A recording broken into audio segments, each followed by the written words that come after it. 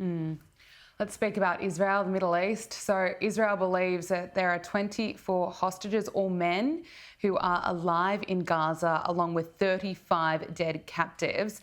Now, there are increasing fears for the remaining hostages, as Donald Trump's hostage envoy, Steve Witkoff, confirmed a date had been set for fighting to resume between Hamas and Israel's military, and warned of a joint US-Israeli operation if the hostages are not freed. Now, talks to prolong the ceasefire are expected to resume in Qatar. We know that Hamas wants to start negotiations on the ceasefire's second phase, which would see the release of the remaining hostages from Gaza and the withdrawal of Israeli forces and a permanent end to the war. Obviously, we need all of those hostages back. I have so much fear knowing that there are 24 left to remain alive and we need to get them back.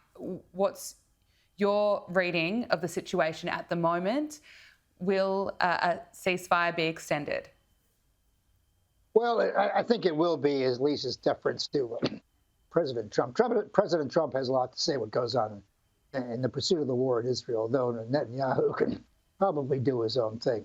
If Joe Biden gave Netanyahu a blank check to do what he wanted, do you imagine what Donald Trump has given Netanyahu? He's already told Hamas that terrible things are going to happen to them if they don't release these hostages. But keep in mind, Gabriella, in parts of the world, other people, other nations are not as sentimental about hostages or prisoners. Americans are, Israelis are. I mean, Australia would be too, as a matter of fact. I know it was the end of Jimmy Carter's administration when he got very sentimental about the hostages in Tehran. And so the hostages is just the beginning of the deal. As far as I'm concerned, Israel is committed to eradicating Hamas. And when you see a hostage release, who's releasing them? Hamas is directing traffic, delivering the mail, and all the rest of it. There's nothing to replace them yet. So we don't even know what's going to happen the day after. I mean, I think Netanyahu is playing a very loose game in that part of the world, and even thinking more about the West Bank. But I think the hostage problem is just the tip of the iceberg of the problems that remain. Gaza is a mess. West Bank's a mess.